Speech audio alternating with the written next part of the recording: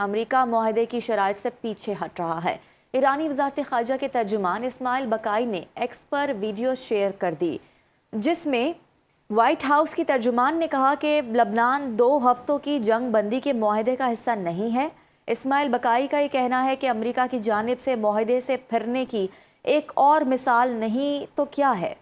اسماعیل بقائی نے وزیر اعظم شہباز شریف کا گزشتہ روز کا بیان بھی شیئر کیا، جس میں کہا گیا تھا کہ ایران اور امریکہ نے فوری جنگ بندی پر اتفاق کیا ہے جو لبنان سمیت ہر جگہ لاگو ہوگی۔ امریکہ اور ایران کے درمیان مذاکرات ہفتے کو اسلام آباد میں ہوں گے۔ نائب امریکی صدر جے ڈی وینس مذاکراتی ٹیم کا حصہ ہوں گے۔ ترجمان وائٹ ہاؤس کی پریس بریفنگ کیرولین لیوٹ نے کہا کہ مذاکراتی ٹیم ہفتے کے صبح اسلام آباد پہنچے گی۔ بات چیت کا پہلا راؤنڈ ہفتے کے روز ہوگا۔ مذاکراتی ٹیم میں جیریڈ کشنر اور سٹیو وٹکاف بھی شامل ہوں گے۔ ترجمان نے کہا کہ لبنان اس جنگ بندی کا حصہ نہیں ہے۔ ایران اب اس خطے میں پراکسیز کو ہتھیار فراہم نہیں کر سکتا۔ ایران نے آبنہ ہرمز کھولنے پر اتفاق کیا تھا۔ کیرولین لیوٹ نے کہا کہ پہلے ایرانی تجاویز ناقابل قبول تھیں، بعد میں معقول تجاویز دی گئیں۔ امریکی نائب صدر جے ڈی وینس نے میڈیا سے گفتگو کرتے ہوئے کہا کہ ایران کے ساتھ مذاکرات رواں ہفتے شروع ہو رہے ہیں۔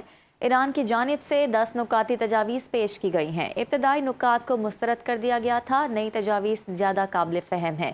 امریکہ اور پاکستانیوں کو بھی سمجھ آ رہی ہے کہ جے ڈی وینس نے واضح کیا کہ لبنان پر حملے کبھی بھی سیز فائر معاہدے کا حصہ نہیں تھے۔ اگر ایران چاہتا ہے یہ معاہدہ لبنان کی وجہ سے متاثر ہو تو یہ اس کا اپنا انتخاب ہوگا۔ مزید کہا کہ ایران نے آبنہ ہرمز کھولنے کا وعدہ کیا ہے اور اب اس کی پوزیشن یہ ہے کہ وہ امریکہ کے ساتھ بات چیت کرے گا۔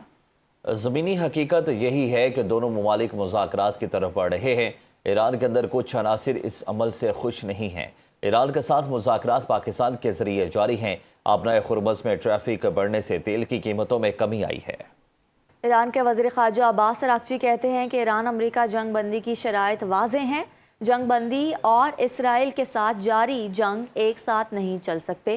امریکہ ان میں سے ایک چیز کا انتخاب کر لے۔ عباس اراغچی نے کہا کہ دنیا لبنان میں قتل عام دیکھ رہی ہے۔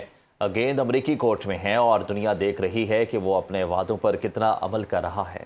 ایرانی اسپیکر پارلیمنٹ محمد باقر نے دعویٰ کیا کہ جنگ کے خاتمے کے لیے پیش کی گئی 10 نکاتی تجاویز مذاکرات شروع ہونے سے پہلے ہی خلاف ورزی کا شکار ہو چکی ہیں۔ کالے باف کے مطابق ان تجاویز کی کم از کم 3 شقیں پہلے ہی توڑی جا چکی ہیں۔ انہوں نے کہا کہ ایک اہم نقطہ جس میں جنگ بندی کو لبنان تک توسیع دینے کی بات شامل تھی، اس پر بھی عمل درآمد نہیں ہوا، جس کا ذکر پاکستان کے وزیر اعظم شہباز شریف کی جانب سے کیا گیا تھا۔ ایرانی اسپیکر نے مزید انکشاف کیا کہ ایک ڈرون ایرانی فضائی حدود میں داخل ہوا جو معاہدے کی واضح خلاف ورزی ہے، کیونکہ اس میں ایسی کسی بھی خلاف ورزی پر پابندی عائد کی گئی تھی۔